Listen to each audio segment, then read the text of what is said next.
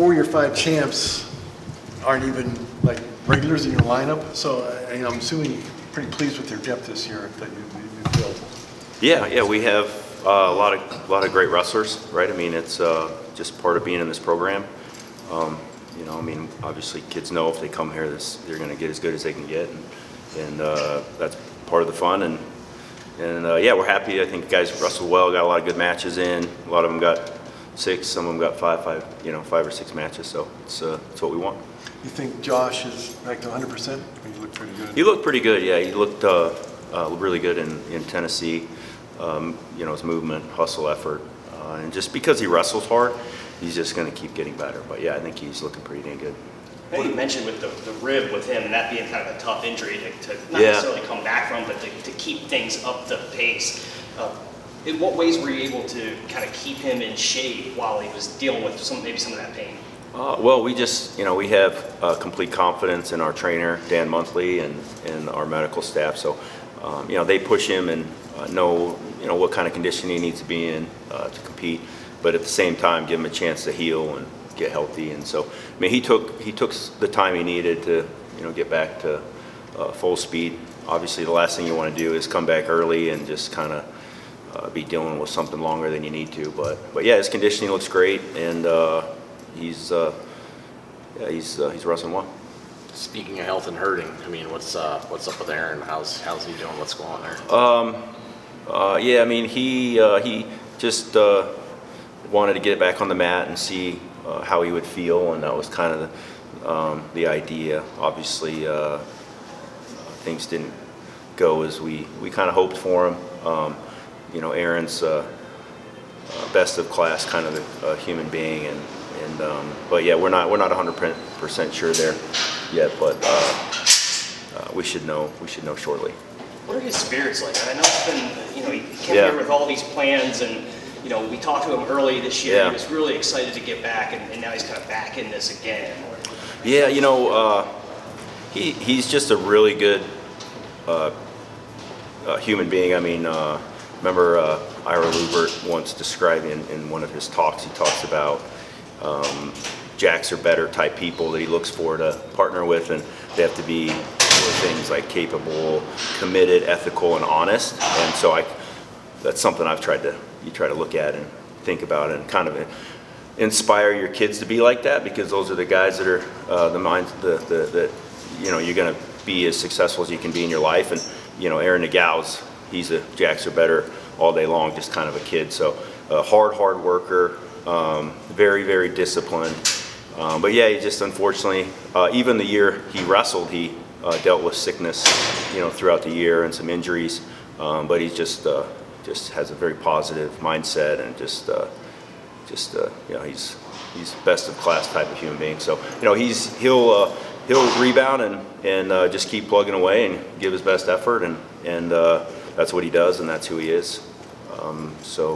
He's got a great future ahead of him. If Nagao is sidelined, does that mean you'll re-explore possibly bringing Braeden Davis off the Possibly, yeah, possibly. Has kind of been on standby, and he competed last week, just trying to see if. So that's obviously definitely an option. We have a lot of options there. Nate Desmond did a great job filling in when he moved up to 41, even having wrestled 25 this year and being a true freshman. So we have some kids in there that we believe in, and so that's a decision we have to make here moving forward. Is that one where you would, the pros and cons of keeping Desmond in, letting him bulk up and getting him the experience this year? That also I think he's made a lot of progress. Obviously, he's been one of the best wrestlers since he was a little kid. But he's just been doing a really good job, really good mindset, attitude, getting better in all regards. So, generally speaking, if we can redshirt somebody, we want to redshirt them. So that's just kind of been our history. Obviously, we've wrestled true freshmen. Usually, it was kind of planned in advance. But yeah, I think he's done a great job. We love the progress he's making, and we know he's ready to go, and wouldn't hesitate to jump in there and compete, as we've obviously already seen. Is there somewhat of an accelerated timeline to make a decision with Davis, since he would need to get some matches in and just kind of get, back up to speed full time? Yeah, for sure. I mean, I don't know how many I should know this, but how many of the matches he just wrestled would count. But yeah, I mean, that's just something you hope for. I mean, that's what they put into place, to bring a spot to your conference. But if you don't get to that number, you don't get to it. You just have to go compete and earn a spot on your own. But yeah, ideally you want to help your conference and take as many qualifying spots as you can, and so that's something we would try to do moving forward. Conference slate's getting underway here on Saturday with Rutgers, and Yeah. so I know that I know the season leading into the conference is kind of prep, so to speak. But how excited are you guys to get the conference underway? Yeah, we love competing. Obviously, start with Rutgers this week. I mean, it's always a great match. I mean, they're obviously have a great staff and a lot of great wrestlers, a lot of talent, and always bring a lot of fire and passion. So we're excited to get it going. And Big Ten schedule is always a lot of fun. I mean, we got a lot of Friday, Sunday type events where you get a couple matches in the weekend, and just some of the best programs in the country. So yeah, we're excited to compete. We're ready to go, and looking forward to Saturday. You touched on it a little bit there, but Rutgers has never beaten Penn State. But do you like that rivalry? Like a PA Jersey kind of thing? Yeah. I mean, I think, they always, like I said, they always bring fire and passion. And Coach Goodale's, one of the best. He does a really good job. And I don't know, the history or whatever. The past is the past, but we always enjoy wrestling with them. I mean, they always show up and compete hard.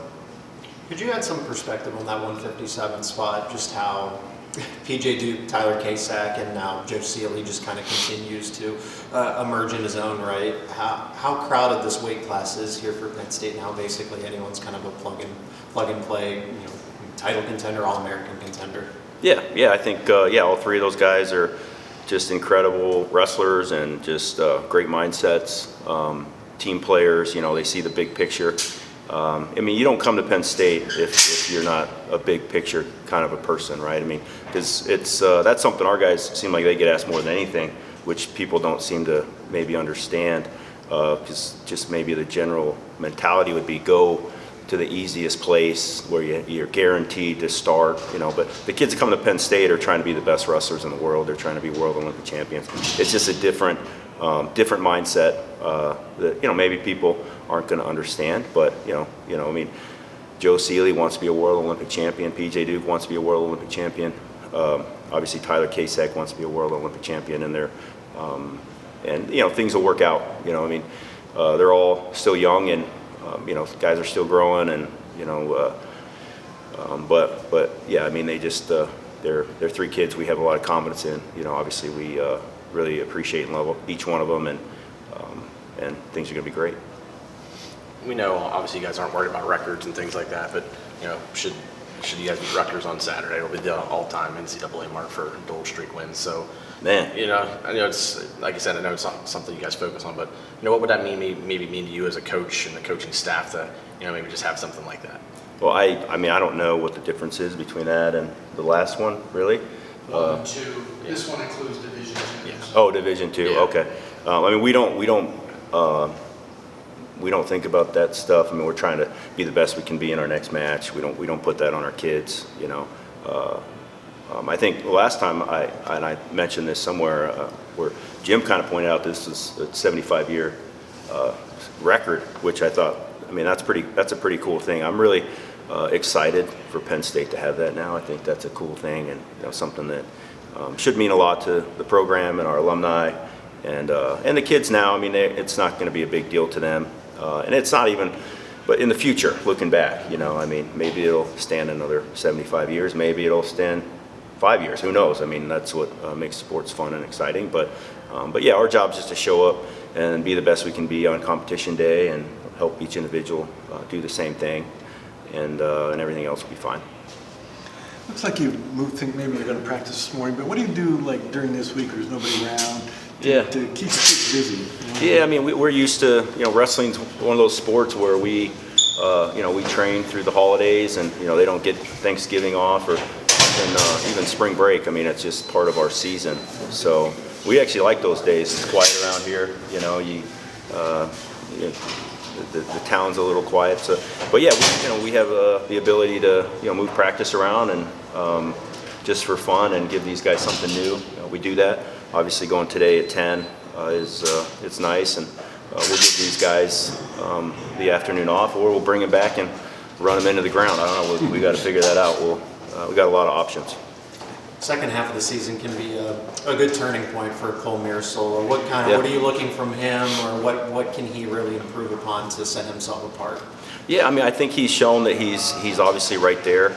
I mean, he's lost a couple matches to some of the top guys, not the top guys, but guys that right there at the top, and it came down to them scoring off of his shots. So we just got to finish our shots. Just maybe just being use our skills and abilities and what he brings in, and just make sure we're getting the most out of that. But he's he's right there. I mean, you just got to finish our shots. Maybe kind of play with our strategy in those matches a little bit. But the Mirasolas are eternally optimistic, very positive kids, and they're always going to come away from a win or a loss with something positive to focus on. And that's why if you've watched them and followed them throughout their high school career, they just get better every year, just step by step. And obviously that's the parenting that comes from, the Askren Academy and coaches that help them to have that kind of mentality. So we just try to not screw things up for them and just let them continue to do what they do and just keep getting better as they go along. Cool. All right, thank you, Cael. I was going one more. Oh, yeah, go ahead. Thank you. Yeah. How's Ono doing? How's he doing? Ono's doing well. He returned to Japan over the break. Just got back a few days ago. He just had some issues medically that he's kind of working through. And but yeah, I think he's hoping to hit some opens this year. We'd love him to, obviously, just because he's fun to watch wrestle. But he's such a positive kid and just obviously an unbelievable wrestler. But we just love having his energy and perspective, and it's a real blessing to have him here as a part of the program. Cool. Speak of the devil. Thanks, Cael. We're just